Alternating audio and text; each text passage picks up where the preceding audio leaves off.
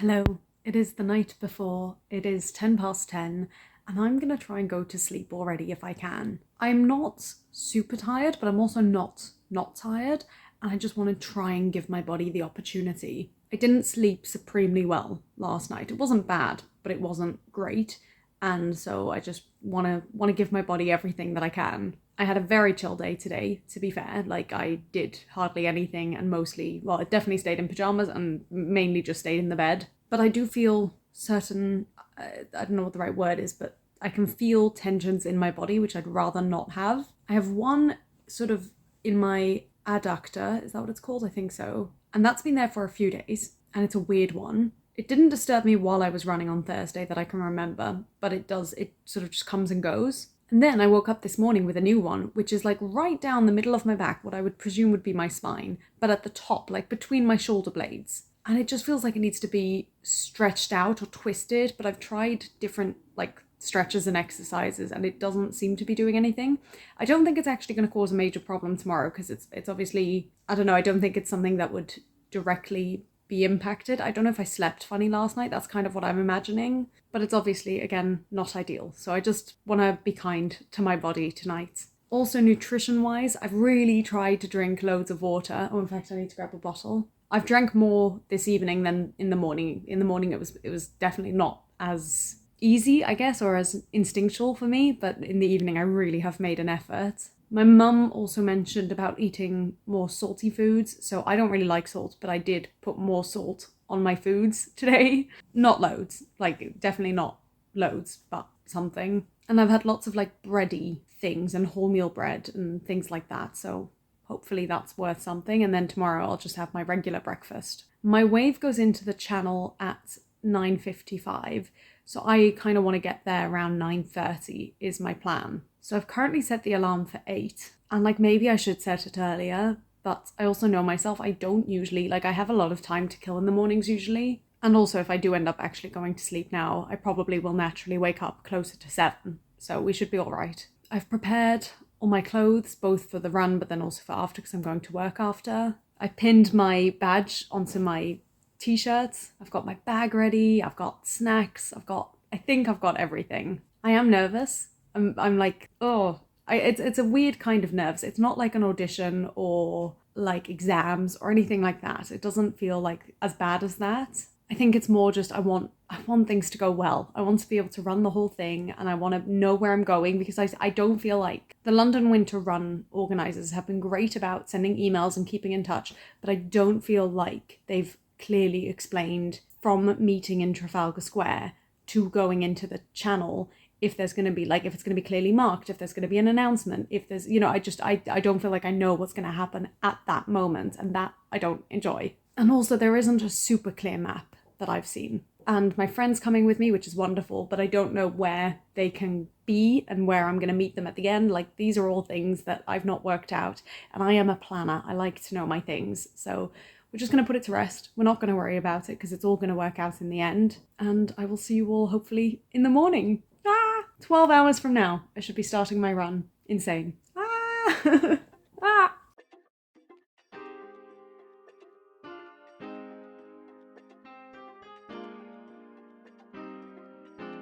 That's so funny. This is so cool.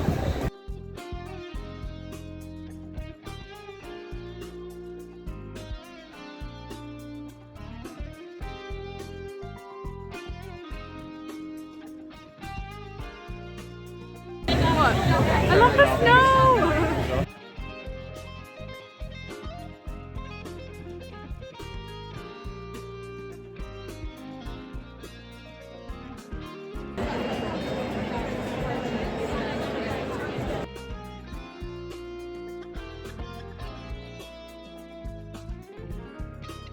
You ready?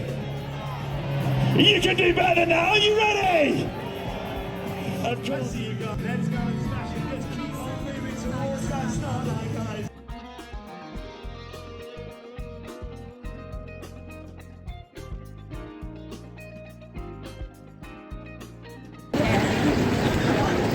I didn't even think about the theatres.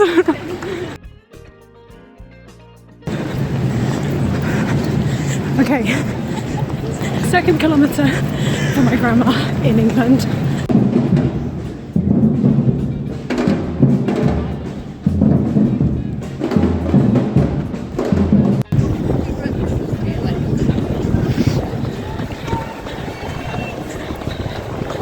Third kilometre for the Jewish community who helped donate a lot.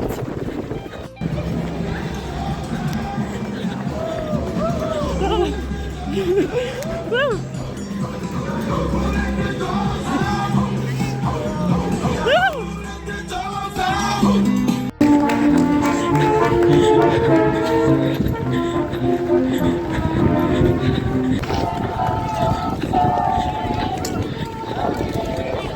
Fourth kilometre for the siblings.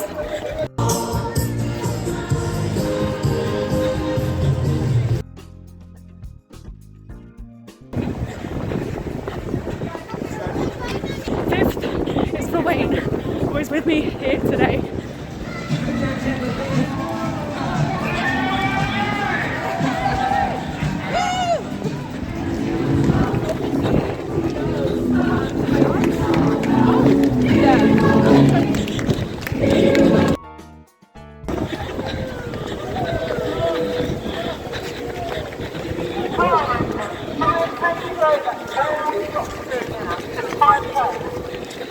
Okay, next kilometre for my Dutch grandfather.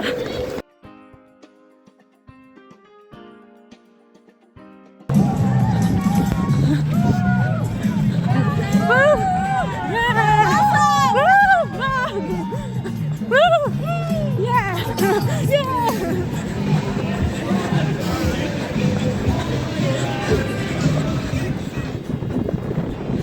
Okay, next kilometre for my Dutch grandma.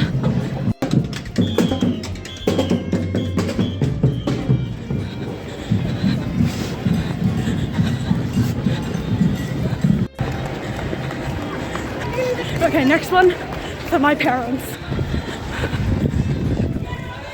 Okay, this one's for my friend's mother, as well as all the other people I've seen walking around with things saying for so and so.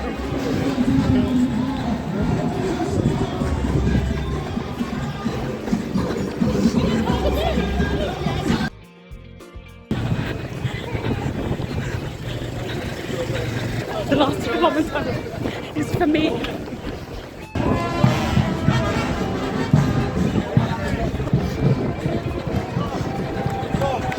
Yeah.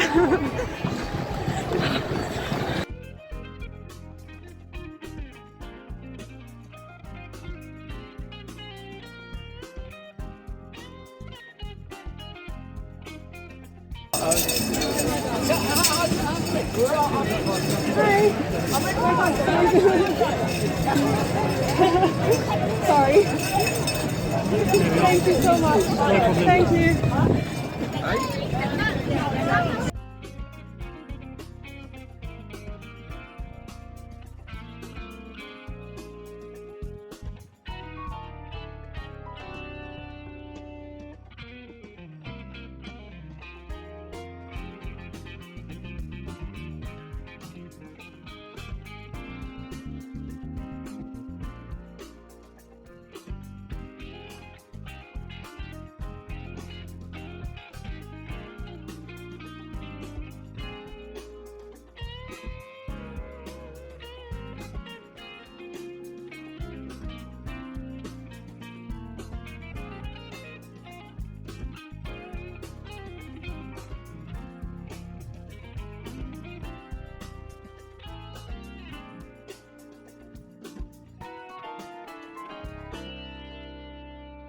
Hello. It has been just under a week since the run, and it's been a very busy week, so we are now finally ready to sit down and chat about the day, the experience, everything. We're dealing with some very light backlight. Hopefully my body will cover it, but if you get weird strokes of sun, sorry about that. I've made some notes, which I only made a couple of days ago, so not directly after the race, but hopefully things will come back to mind as I'm talking about them. I'm presuming you would have seen clips from the run and race day before I'm talking to you now, so you will know what I'm talking about. One thing I will apologize for is not realizing that my camera had a automatic like steady cam, because obviously I filmed everything just as a regular video and I was running, so it was all very shaky and you can barely tell anything. I also haven't yet checked what the volume's like, so I hope you could hear me. But actually I want to talk about that first, in case you couldn't tell from the video or from the clips. When Carrie Hope Fletcher did a run years ago, she did a thing where every mile or every kilometre she dedicated to someone, and obviously that stuck with me, and I was thinking about it for a while whether or not I wanted to do it, and on race day I decided I did, in part because I like the idea, in part because it gives me something to be thinking about, which helps because, as I've said many a time, I don't like thinking about running while I'm running, and in big part because my mum said something to me before I started the run, and it just sort of really hit me and I wanted to do it. Also, just being there, I mean, first of all, it felt amazing being there and like coming out of the tube and all the roads were closed for us, like that was so cool. And Sam from the Dear Hopefuls channel had said to me beforehand, it's going to feel really amazing to be part of something so big and with so many other people, you know, that you're all in this together. And when she texted that at the time, this was a few days before, I was like, well, we'll see. And now, like, as I was there and seeing all these people, even just on the tube, you know, seeing people with the, I don't know what it's called, like the thing, the badge, name badge thing. Oh, my camera's dying. I need to replace that. But seeing that was very special, and she was absolutely right. Right, let me change the battery and I will be back. Right, so I was feeling emotional anyway, like seeing all that. But then what really got me was when they'd sent us all the packages and whatever, I'd also received a little card that said, I'm running in memory of or I'm running for, something along those lines. It gave you either option. And there were just so many people walking around with things that said, you know, for my dad or for my aunt or for my grandma or for my friend. And that really got to me. It really hit me. I was like, all these people, like, you know the numbers, you know that there's a really high chance of people around you having cancer. And I know that I know a lot of people who've had cancer or have cancer. But seeing that in front of you, seeing all these people whose lives have been affected by cancer really hit me. And so I was just like, I want to dedicate my kilometre. So in case you couldn't hear it, although, no, actually, I would have put it over the top, so it's fine. Just to backtrack, when I had my breakfast, I just finished the amount of cereal that I had left, and it was definitely more than I usually eat. But in my head, I was like, well, it's fine because it's a longer time period between eating and running than I normally allow. But I do think it was too much. I was very full, and when I started running, I did feel a little bit, you know, a little bit something. And that wasn't great, but it did pass. So when I got there, I was obviously very excited, but I was also nervous. I mean, the atmosphere was amazing. And again, just feeling like, oh my gosh, this is all for us, felt really cool. But I was very worried. I mean, I got there early, obviously, but I was very worried that I wouldn't know when my start wave was going. So I sort of slowly made my way closer to the announcement area and where they were doing warm-ups and stuff. And I should have checked beforehand who I was after. I didn't know which wave was before us. But it was all very clear, and they made the announcement, said, you know, green wave, go now, and we went. And I didn't realise quite how long the channel was. I knew that they'd allowed for half an hour between entering the channel and starting the run, but I don't know why I didn't expect it to be so long. It also just like kept going, and I really didn't like that part because I was just waiting, you know, and there were so many people around us and it was cold and it was just like you just wanted to start. But we got to the start, and then I felt like the start was quite anticlimactic. I didn't know that we'd started. I was very tempted once I sort of crossed what would have been the start, and what I did presume was the start, to sort of look around because everyone was jogging and ask someone, have we started? You know, are we on the 10k route? Because I genuinely had no idea. Because I'd seen other people go ahead of me and there was like a very clear moment, a sound, some smoke or whatever it was, and it was clear that they were starting. Maybe it's because I was further back in my group, I don't know, but it was just like, oh, slowly everyone started to jog and then suddenly, you know, that was it. So that was a bit odd, but at least, you know, I did it, and I didn't, you know, walk over the start line because that wouldn't be very good. And I did feel like I was going faster than normal, but not like crazy, not impossibly fast that I wouldn't be able to keep it up. And I was kind of just matching the pace of the people around me. I had looked at the map many a time before I went on the course. It was a really annoying map because it wasn't flat. Every picture of the map was like a physical map where it's like bent. and you couldn't zoom in, which I found really annoying. But anyway, I did look at it a lot and I was like, oh, we're going to pass St. Paul's and this and that. But I never fully clocked, and I don't know why I didn't clock this, that first stretch is past loads of theatres. I think I did film it as well, but I was so excited. I was like, oh my gosh, there's Six and Back to the Future, and then later on Mamma Mia and Tina Turner. Like, it was so much fun. And again, it just felt so cool to be running on these roads past these theatres and just like have that. It was very cool. But on that first stretch, very soon, not very long into it, I could see on the there was a return path, and it looked like there were people with a green badge as well running on the return path. And to me, that just didn't make any sense, because like, we only just started and you're not allowed to start in an earlier group. So I was sort of running, looking at them like, how have they done that? How have they done 10 kilometers in 5 minutes? And then I realized quite quickly that there were a lot of like quick turns, and then you'd sort of do the same route on the way back. And that happened a few times where you'd see people and you'd think that was the end stretch, but actually it was like the middle stretch. I can't explain it. I'd sort of seen that they had this program for like what was going to be happening on the course, and I knew that most of it wouldn't start until about the halfway mark, sort of 4 or 5 kilometers. There were like bursts of music and mascots and whatnot, but the main bit was around that middle section. And it was fun and the music was nice, but like, it was so quick. And it's crazy to think that these volunteers have chosen, or I don't know if they're volunteers, but the people have chosen to stand there for probably hours on a Sunday morning, and we only get like 2 seconds of it. So I did make sure anytime there was any group of people or mascots or anything to like give them attention, because I appreciated it. Even though I had my headphones on, I was very happy I had my headphones on, but I did, anytime I could see that there was music, I would take my headphones off to be able to enjoy it. I did have a bit of a dip, I think again between the 2nd and 3rd kilometer, which was like weird. And there were definitely 1 or 2 moments early on where I was like, I want to walk, I don't want to run, but I did tell myself, like, I'm going to run this whole thing, we're going to do it. Also, by saying that I worked, when I was doing my dedications, I worked at the start of the kilometre, so at 0 kilometres, I said my first kilometre is going to be for so-and-so, which in my head then convinced myself that I was I'd done the first kilometre, and that really bothered me, especially again around that 2nd, 3rd kilometre mark, because I was like, oh, I'm going to be like at 4 kilometres, I'm going to be at 5 kilometres soon, and I was actually only on my 3rd, which was like annoying. But I would say the last like kilometre and a half was amazing, just unbelievable. There were people lining both sides of the street, all yelling and cheering and, holding up signs. Obviously, a lot of people had like personalised signs, but then some people had just general funny signs for everyone, something like pain is temporary, Guinness is forever, or something like that.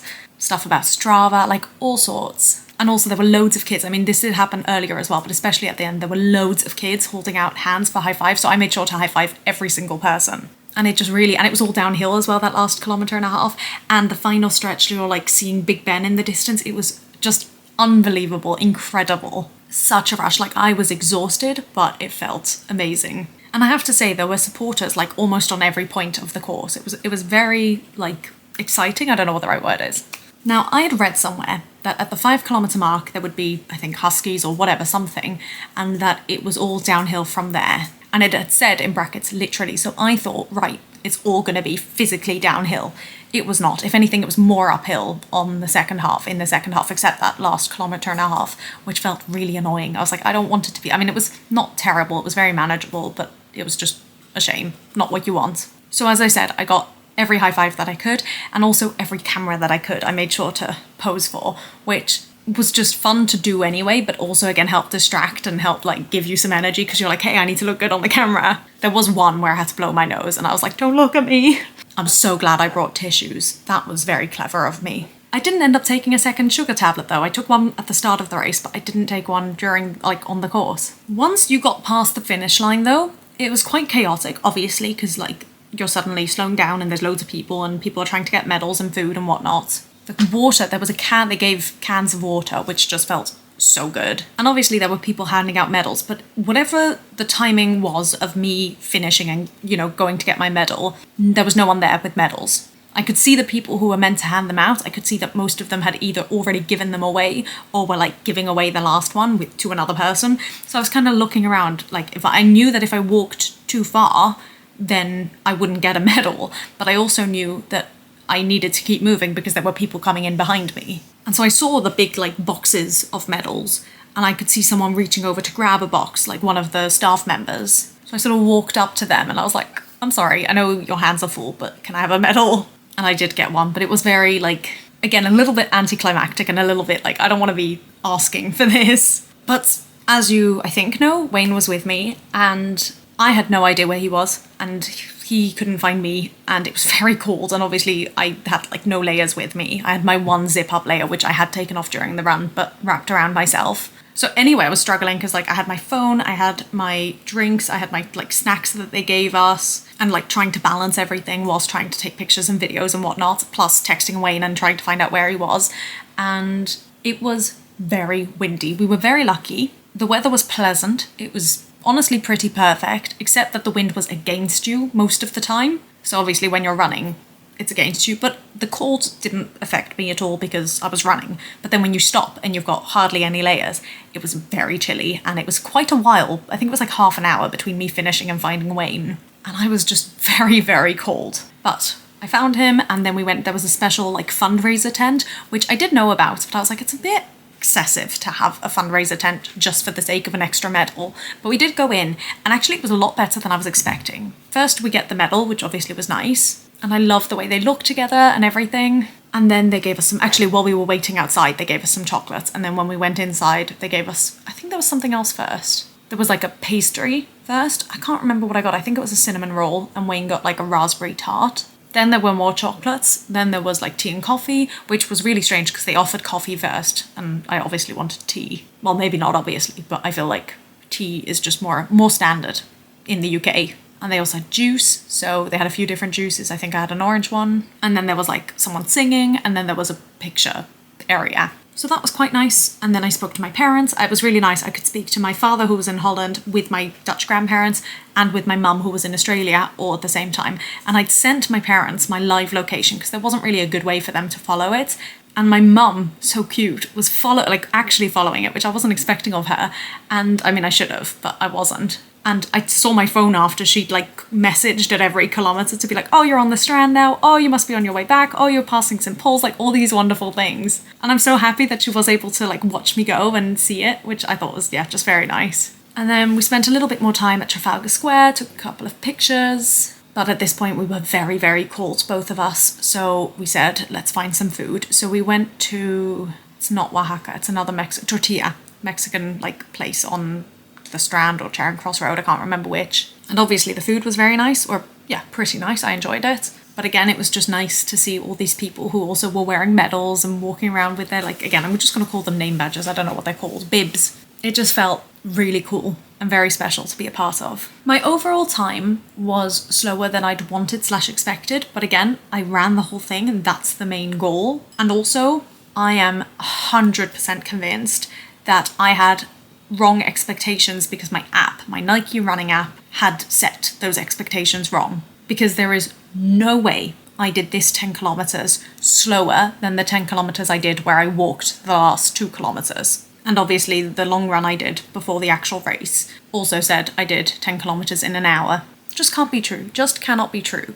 And I'm annoyed that the app set my expectations wrong. If I'd known, it's going to take me an hour 10, then I would have been very happy with my time. But because I'd already thought I'd got 1 hour 6, or actually 1 hour 5, to then do it slower than that was annoying.